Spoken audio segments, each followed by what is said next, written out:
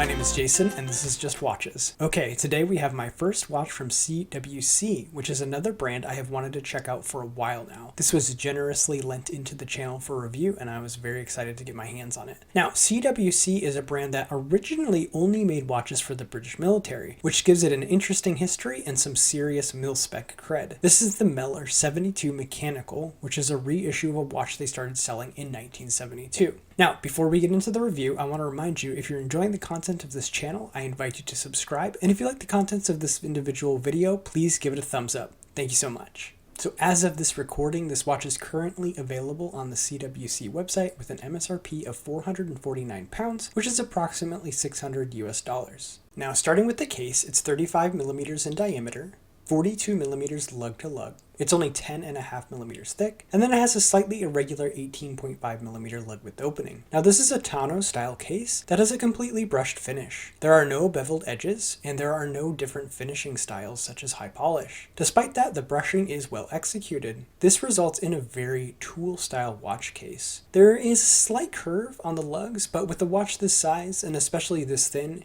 it's going to wear comfortably on basically any wrist size. An important note here is that this case does utilize fixed spring bars. That means they cannot be removed. You can even see them ever so slightly on the sides of the case. Now, this is going to limit the types of straps that you can use with this watch, but it also means that it is almost impossible for one of these spring bars to fail. Now, I'm not 100% sure how I feel about this since I haven't ever owned a fixed style spring bar watch in the long term, but it definitely adds to the military and tool vibes of this watch. So the watch comes supplied on this 18 millimeter gray nylon strap. It's very thin and comfortable and has a serial number printed on it, which is a cute wink to it being military issued. The only downside is the hardware is high polish, and I would like to see the finishing match the brushing on the case. The caseback is a snap-on style and betrays another con of this watch. It is only 50 meters water resistant. For a tool style watch, I would much prefer it to have 100 meters of water resistance. There are also some more codes on the caseback, another nod to this watch being a military spec style.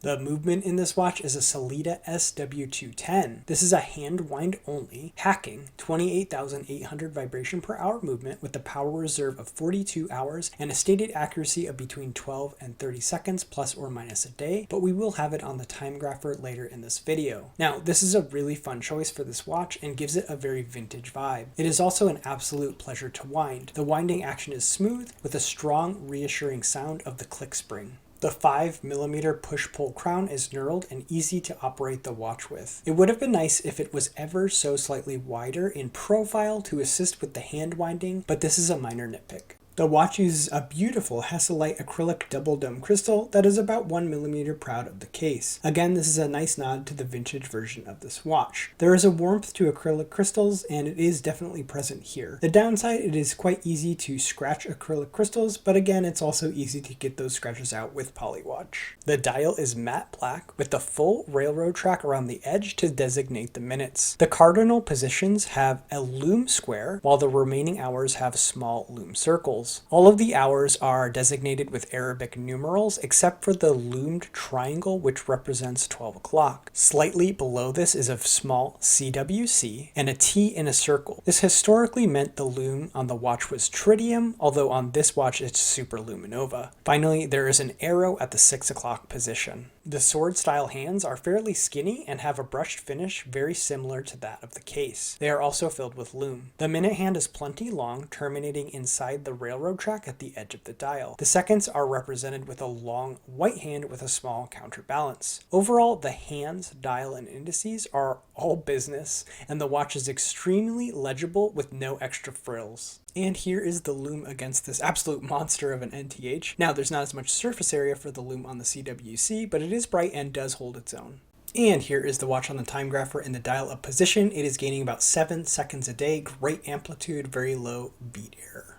And with the crown up, it's still running about plus 5 seconds a day, and there's not much of a drop at all in the amplitude, and beat error stays the same. So this one is keeping very good time and is positionally accurate. And here is the watch on my 6 3/4 inch wrist. Despite its small size, I think it looks good on the wrist, and then as you can see, it wears low and snug against the wrist. Overall, a very comfortable watch. So pros and cons, starting with the pros. Well, this is a very fun reissue from CWC, and if you are into military watches, it is going to make you very happy. The winding action is smooth, and the watch is extremely legible. Finally, the fixed spring bars are cool, but I'm also going to list them as a potential con depending on how you feel about them.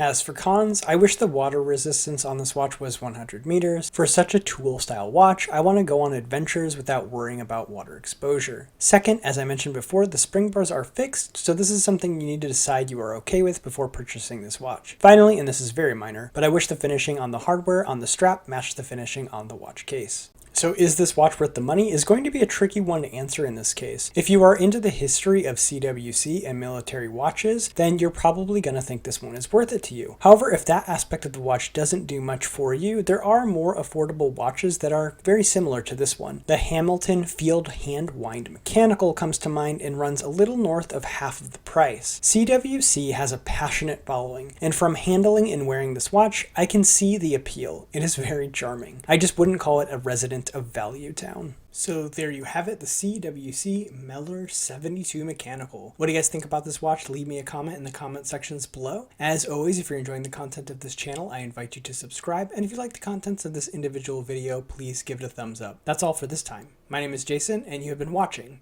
Just Watches.